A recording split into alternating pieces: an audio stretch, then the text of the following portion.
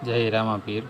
ચાલો તો આજે આપણે રામાપીર બાપાનો થાળનો વારો છે, તો થાળ ધરવા જઈએ છીએ। જુઓ, કાવ્યાબેન ધીમા ધીમા પગથિયા ચડે છે, આરુષીબેન ને બંને। અને હવે આપણે રામાપીર બાપાના મંદિરની દરવાજો ખોલીશું। ચાવી આપણે નીચેથી લેતા આવ્યા છીએ, એટલે જો ધીમે ધીમે કાવ્યાબેનને ઉતાવળ છે। જો રામાપીર બાપાનો જલ્દીથી થાળ ધરવાની, સાથે સાથે તેમને પણ પ્રસાદી લેવી હોય એટલે જલ્દી ઉતાવળ હોય। બાળકોને તો બીજું શું હોય કે જલ્દી થાળ ધરાઈ જાય તો આપણને પણ કાંઈક ખાવા મળી જાય। જો કાવ્યાબેનને જુઓ કેટલી ઉતાવળ છે। જુઓ, ફટાફટ લઈ લીધું આરુષીબેન પાસેથી। અને હવે આપણે દીવો પ્રગટાવીશું અને અગરબત્તીનો ધૂપ દઈશું રામાપીર બાપાને, અને પ્રાર્થના કરીશું કે વહેલા થાળ જમવા પધારે।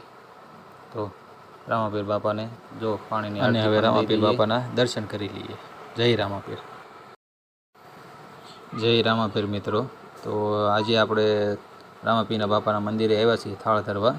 આજે છે તારીખ 12 અને આજે આપણો થાળનો વારો છે, તો આપણે થાળ ધરવા આવ્યા છીએ। જો તો થાળમાં છે આપણે આજે ખીર, પૂરી, બટેટાની પતરી અને છે ચોખાની પતરી, એટલે અને સાથે પાણીનો લોટો ભરીને પણ મૂકી દીધો છે, પાણીની ધાર દઈ દીધી છે। અને રામાપીર બાપુને પ્રાર્થના કરીએ કે તે વહેલા જમવા પધારે। તો જય માતાજી, જય રામાપીર। જુઓ તો ત્યારબાદ ખૂબ જ સરસ રામાપીરના મંદિરે પવન આવી રહ્યો છે, તો કાવ્યાબેનને પણ રમવાની ખૂબ મજા આવે છે। જુઓ કાવ્યાબેન કેવી મજા આવે છે। જુઓ કાવ્યાબેનની કેટલી મોજ આવી ગઈ છે।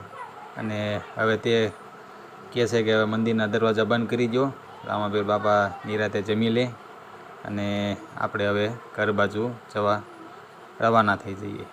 જુઓ કેટલું બાળકો પણ કેટલું સમજે છે કે દરવાજા બંધ કરી દેવાય। જો તાળું દઈ દો એમ કહે છે મોટાબેનને, અને કહે છે કે ચાલો હવે પછી આપણે ઘર બાજુ જવા રવાના થઈ જઈએ। ચાલો તો જય રામાપીર। જુઓ કાવ્યાબેનને દર્શન કરી લીધા છે।